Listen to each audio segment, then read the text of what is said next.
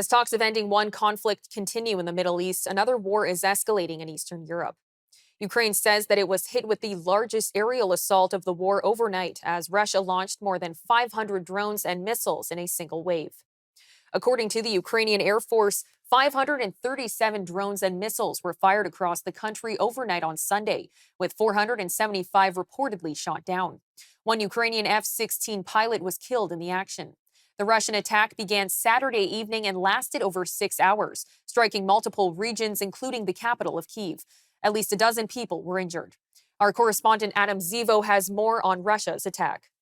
Last night, Russia pounded Ukraine with hundreds of missiles and drones in what amounted to the largest aerial assault in the history of the Russo-Ukrainian War. According to the Ukrainian government, the Russian attack consisted of 477 drones, some of which were decoys, as well as 60 missiles. The entire country was targeted, including western Ukraine, which is generally struck far less frequently than the rest of the country.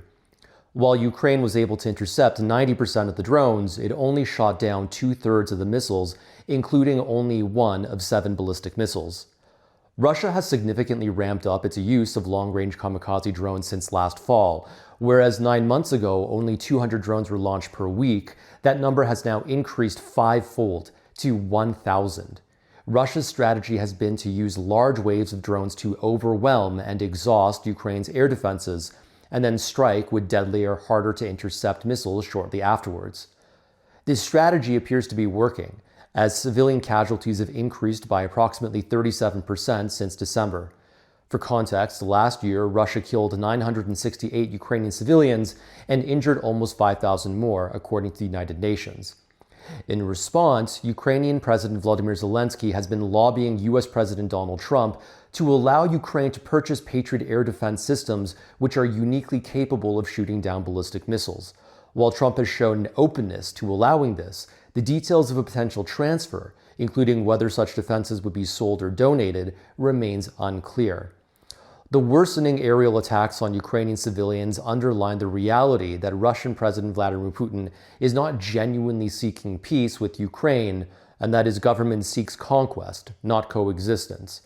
Over the past few months, Russia has engaged in Potemkin peace talks with Ukraine, wherein Putin has demanded the annexation of large swaths of Ukrainian land, the abandonment of Ukrainian defensive fortifications, and the disarmament of the Ukrainian military. While Ukraine's allies have repeatedly pushed for a 30-day ceasefire, Moscow has refused to pause hostilities until Ukraine disarms itself. Most Ukrainians, quite understandably, see Russia's terms as a trap and a precursor to a larger invasion. They have thus, quite understandably, rejected Moscow's so-called peace offers.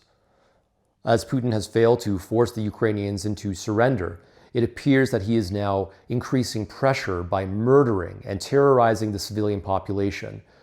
With the world distracted by conflicts in the Middle East, most recently the Iran-Israel war, he has managed to ramp up these attacks without much scrutiny.